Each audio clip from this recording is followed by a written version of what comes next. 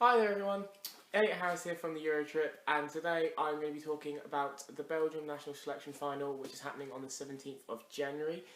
This is actually our first video on the Euro trip, and we'll be expecting to do a lot more throughout the Eurovision season between now and May, and Sweden, and maybe probably afterwards as well, if this goes well.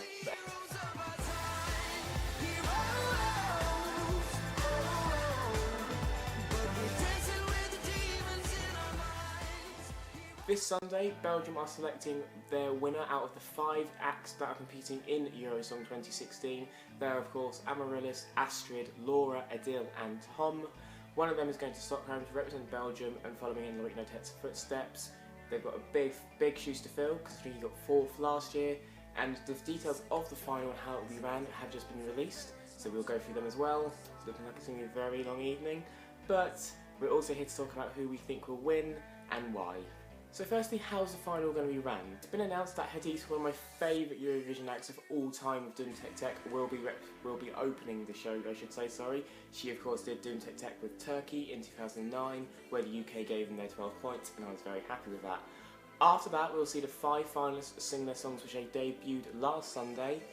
Then the voting will begin. There'll be a televote and 10 international juries. They'll be placed 5th to 1st in the juries and the televote, with 5th getting 60 points and the winners getting 120, and all in between.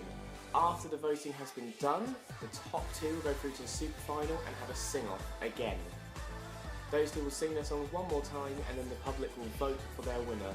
In the super final with the last 2, it is purely a televote. So, who do we think deserves to win? I believe it should be Tom. Tom, for me, has won this hands down. The reason I say Tom is because his song, for me, is just the best. It is the most memorable, has the most memorable hook without it sounding awful. I like his look, I like how he sings, I just like his voice, I like the melody and the beats. It sounds very One Republic to me, that sort of style. I really like it. I think it's a good song, and like I said, it's the most memorable to me, and some of the other acts are, I'm going to be blunt, pretty poor.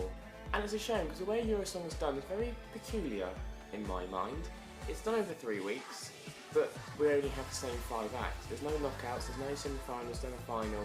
The first week is purely just finding out who they are really, how they sound, and that's when they sing covers. And this was a massive curveball for me.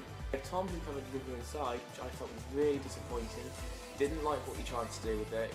You know, he tried to make it mainstream almost, I think, or I don't know, he tried to do something with it. It sounded awful. I put him last in my predictions and I completely wrote him off.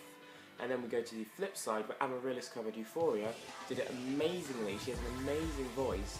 And then I heard Kick the Habit, and the only thing I want to kick is that song out of selection. It's boring, it's dated. She reminds me of Kate Bush in how she performed it, a bit weird and out there and 80s. I mean, it worked for Kate Bush, but it's not working for Amaryllis, I'm afraid.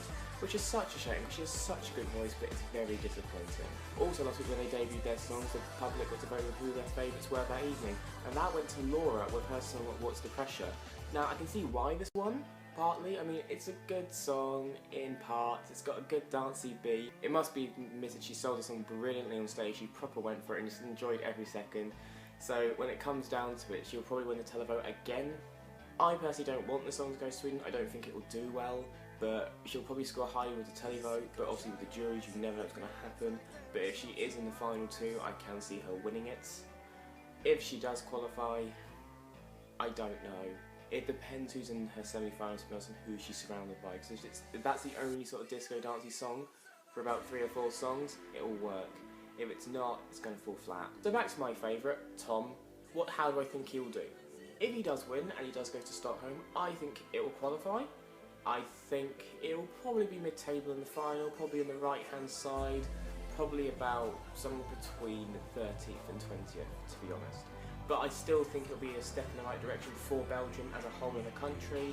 You know, Loic last year getting 4th was fantastic. They need to keep this going, because the last time they did really significantly well was with Tom Dice in 2010, and then they completely bombed in a few years after that.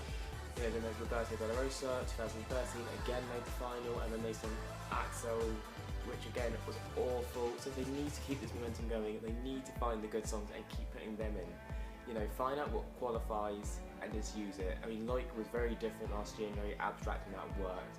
Tom this year has a brilliant song with a brilliant message, and everything about him looks right. I mean, the look on stage, his voice, the song, everything works. So I am hoping Belgium do really well this year, I really do, but my only really hope with that lies if they send Tom. And if they send Amaryllis, they could be getting the lowest scores in all the semi-finals, like in 2012. They could even do worse than Xander in there. Yeah, let that sink in for a minute. Anyway, I've been Elliot Harris, this has been Eurotrip, and next week we will be back again, no doubt, this time with our choices for Malta. Now, thank you, and until next time, have a good one, guys.